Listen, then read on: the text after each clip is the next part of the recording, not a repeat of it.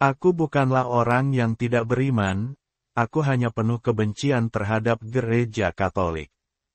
Kupikir aku telah mencapai kebenaran, namun dalam melawan gereja, aku membenci kebenaran. Aku ingin membunuh Paus, untuk membebaskan orang-orang dari perbudakan, dan ketidaktahuan, yang mana seperti yang mereka ajarkan kepadaku. Apa yang ingin yang aku lakukan, aku yakini ini demi kepentingan umat manusia. Demikian ucapan Bruno Cornacchiola, seorang terdoktrin dari ajaran gereja Advent Jerman. Di bawah pengaruh dan hasutan seorang Lutheran Jerman, inilah yang banyak ditanamkan para Protestan yang anti-Katolik. Cornacchiola menjadi yakin bahwa kepausan adalah sumber segala kejahatan di dunia. Karena kebenciannya terhadap gereja Katolik, dia bersumpah untuk membunuh Bapa Suci. Ini bukanlah ucapan kosong belaka. Saat masih di Spanyol, dia membeli belati, yang di atasnya dia mengukir tulisan, kematian bagi Paus. Dia bahkan menentukan hari penyerangan, tanggal 8 September tahun 1947, hari kelahiran Maria. Dia segera menjadi terkenal karena serangan propagandanya terhadap gereja Katolik, Paus, dan dogma Maria. Untuk itu marilah kita ikuti ceritanya, betapa lembutnya Tuhan kita, melalui Bunda Perawan Suci, menegur dan menyadarkannya. Bruno Cornacchiola, seorang kondektur tram di Roma, lahir pada tanggal 17 Juni tahun 1913, di kota metropolitan ibu kota Roma, Italia. Bruno sejak kecil memiliki reputasi yang buruk. Karakternya yang tidak menarik dalam segala hal, ia menyandang gelar, ahli bicara selokan. Dikenal suka berkelahi dan tawuran, dia memiliki banyak ikatan dengan dunia kriminal. Beberapa bulan setelah menikah, dia meninggalkan istrinya dan mengajukan diri untuk berperang, dalam Perang Saudara Spanyol. Meskipun Bruno telah dibaptis sebagai Katolik dan menerima komuni pertama, dia tidak mengamalkan imannya. Dia diubah dari Katolik menjadi Protestantisme, hingga menjadi seorang militan Advent, oleh tentara Lutheran Jerman, selama Perang Saudara Spanyol tahun 1936 sampai tahun 1939. Dan sejak saat itu dia menjadi seorang pembenci gereja Katolik. Dibutakan oleh kebenciannya, Bruno membeli belati, yang direncanakannya untuk membunuh Paus Pius ke-12, pada tanggal 8 September tepat hari raya ulang tahun, Perawan Maria yang terberkati. Setelah kembali dari perang, pada tahun 1939 ia kembali ke Roma. Selain suka memukul istri, bahasa Cornacchiola sering diselingi kata-kata kotor, dan penistaan, serta berselingkuh dengan wanita lain. Rentan terhadap kemarahan yang tidak terkendali, dia juga melarang anak-anaknya pergi ke gereja, dan menolak pembaptisan putra bungsunya. Dia menghancurkan segala sesuatu di rumahnya, yang berkaitan dengan iman Katolik, dan memerintahkan istrinya untuk meninggalkan iman Katolik. Dia menjadi seorang anti-Katolik yang fanatik, meskipun ada upaya dari Yolanda istrinya, untuk membawanya kembali ke iman Katolik, tapi semua usahanya gagal. Justru sebaliknya, Cornacchiola memaksa Yolanda untuk menjadi seorang Advent. Karena paksaan yang luar biasa, Yolanda akhirnya setuju untuk bergabung dengan gereja Advent, tapi dengan satu syarat. Bruno harus mempraktekkan devosi, setiap Jumat pertama, setiap bulannya, sebanyak 9 kali secara berturut-turut. Jika setelah itu dia tetap mempertahankan keputusannya, Yolanda akan menuruti kemauannya. Aneh memang, Cornacchiola menyetujui dan mempraktekkan devosi Jumat pertama, seperti yang diwahyukan kepada Santa Margaret Mary Alacoque. Yolanda percaya bahwa Tuhan akan mempertobatkan suaminya. Sayangnya, setelah 9 bulan terlewati, Bruno tetap saja membara dengan kebencian terhadap Gereja Katolik. Dengan perasaan enggan, Yolanda terpaksa bergabung dengan umat Gereja Advent demi janjinya. Di musim semi, hari Sabtu, tanggal 12 April tahun 1947, di mana kehidupan masyarakat Italia tampaknya mulai pulih, setelah dilanda kehancuran, akibat Perang Dunia Kedua. Di stasiun Ostiense, Bruno Cornacchiola, 34 tahun, mengajak keluarganya ke pedesaan.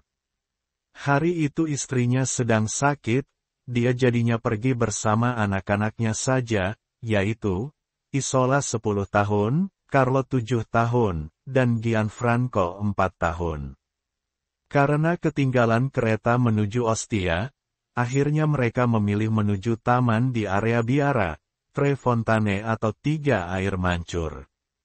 Lokasi ini dikenal tempat di mana Santo Paulus menjadi martir, selain itu, juga dikenal di kalangan anak-anak, karena produk coklat buatan tangan, yang diproduksi oleh biarawan Trappist.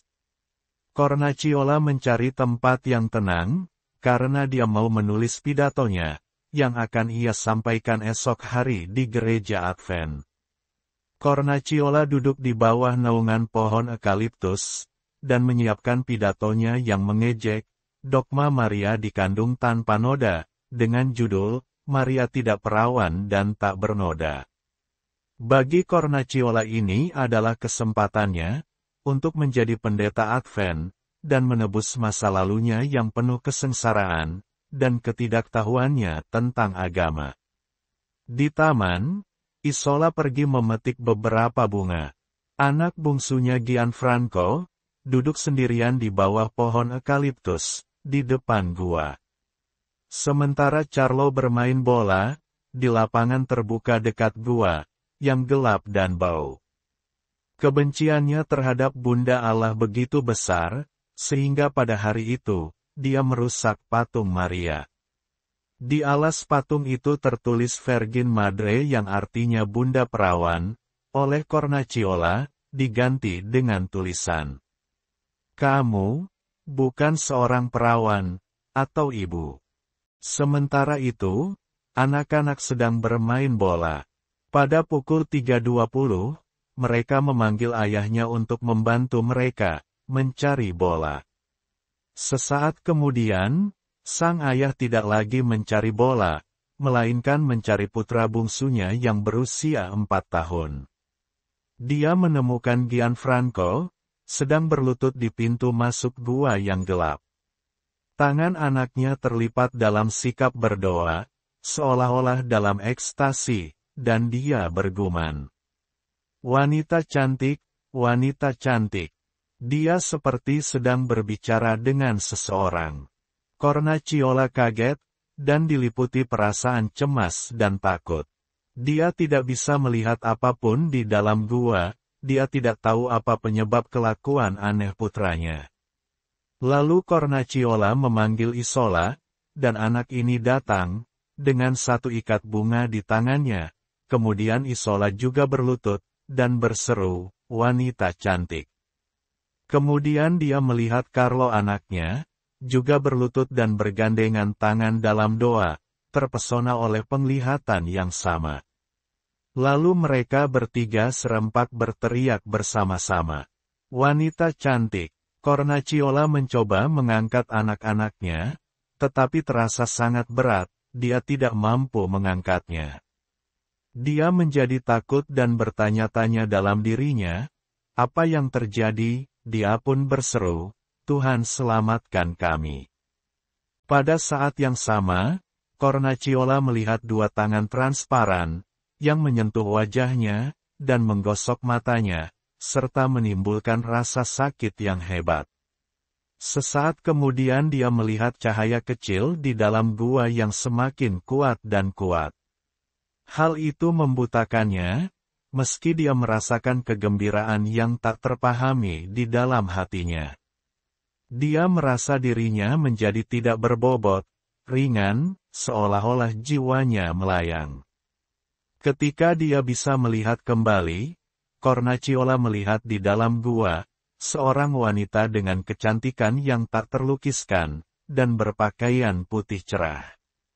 Rambut hitamnya dikelilingi oleh lingkaran cahaya keemasan yang cemerlang. Gaunnya dilengkapi dengan selempang berwarna mawar, dan di atas bahunya ia mengenakan mantel hijau yang mencolok.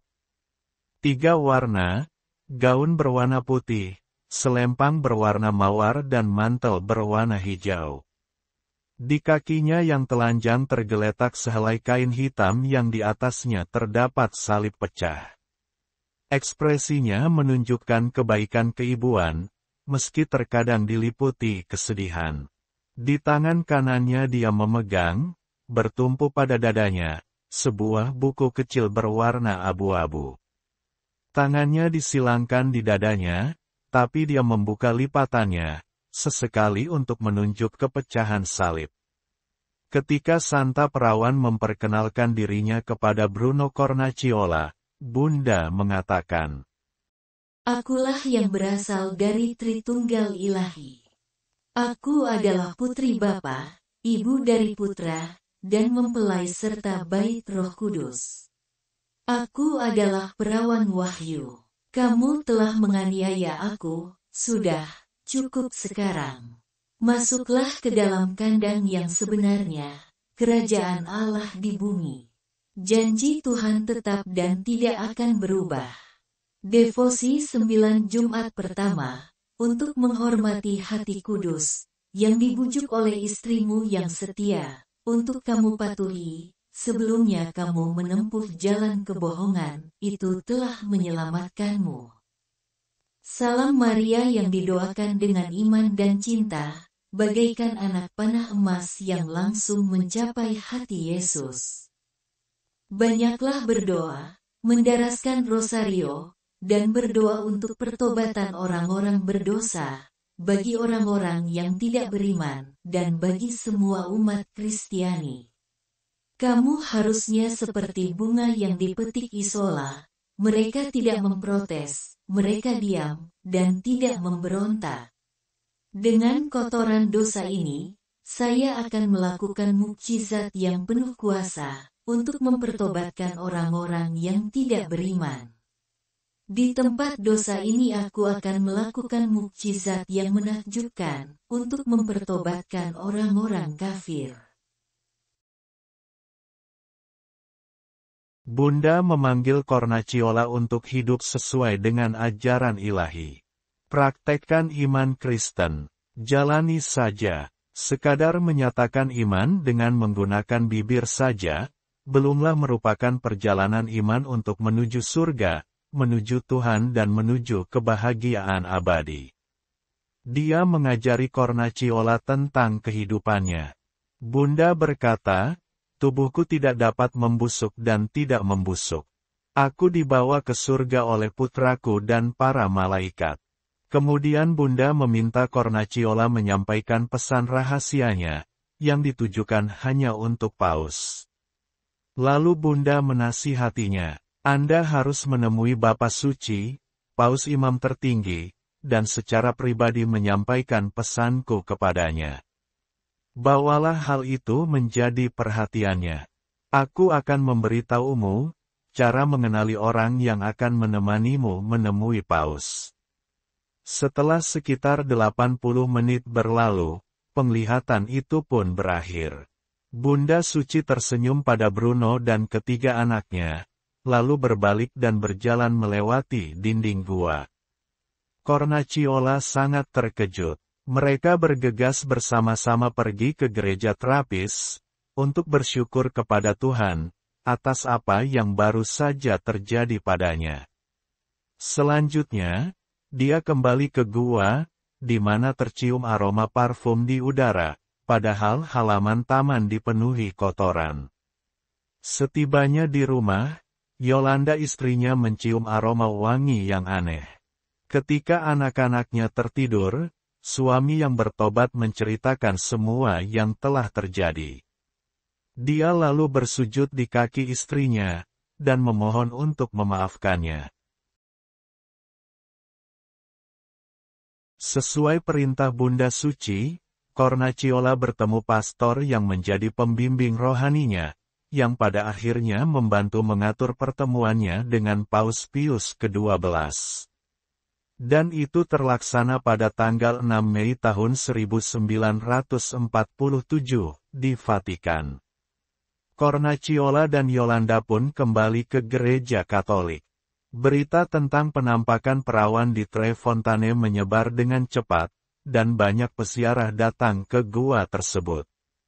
Pemeriksaan dilakukan oleh polisi dan otoritas gereja, devosi kepada perawan wahyu disetujui dengan sangat cepat.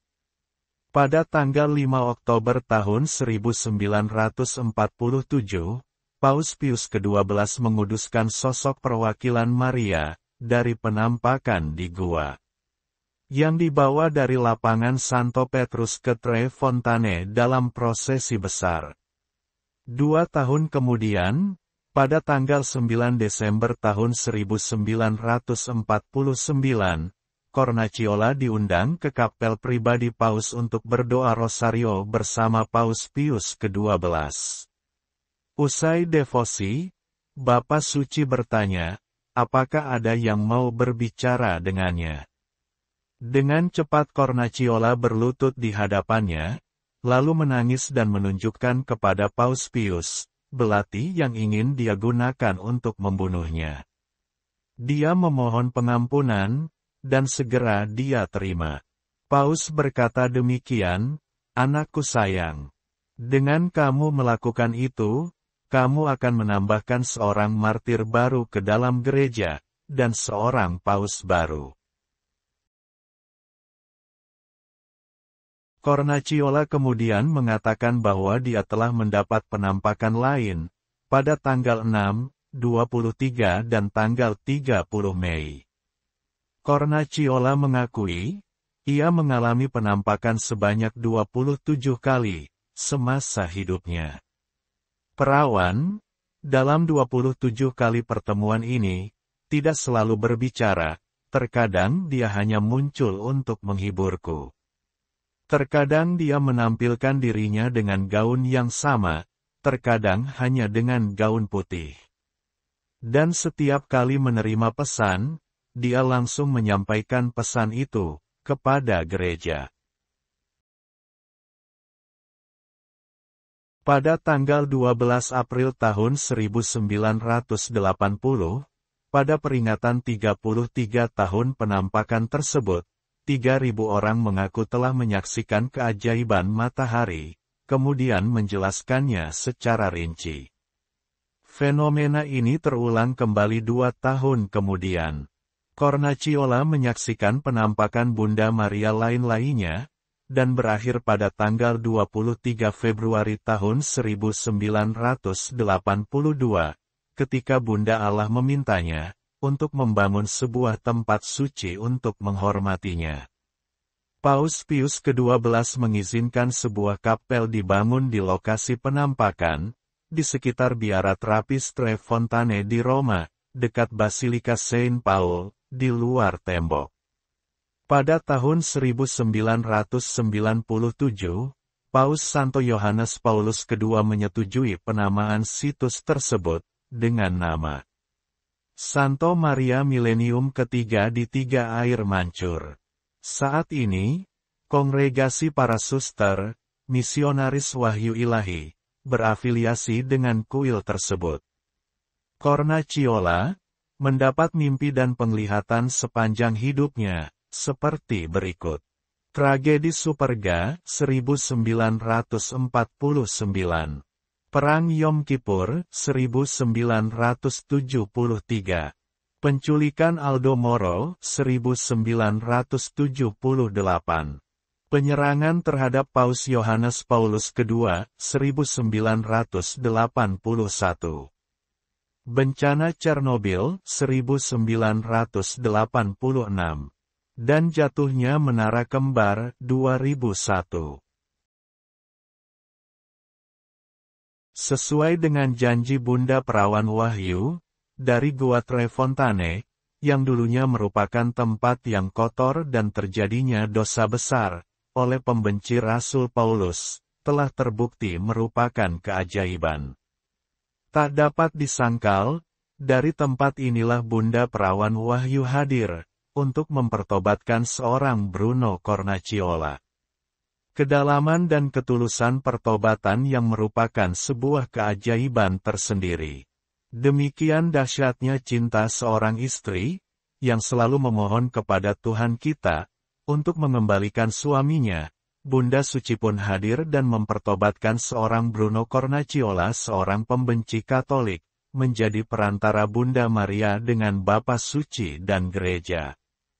Demikian akhir kisahnya. Semoga kisah ini membuat banyak orang di luar sana yang hingga sekarang masih menebarkan rasa benci dan menganggap Katolik mengajarkan kesesatan, bisa membuka mata, hati, dan menyadari kesalahan pandang mereka. Amin. Terima kasih sudah menonton. Untuk kelangsungan channel ini, jangan lupa subscribe, like jika menyukainya, share jika bermanfaat, dan komen. Tuhan Yesus memberkati. Amin.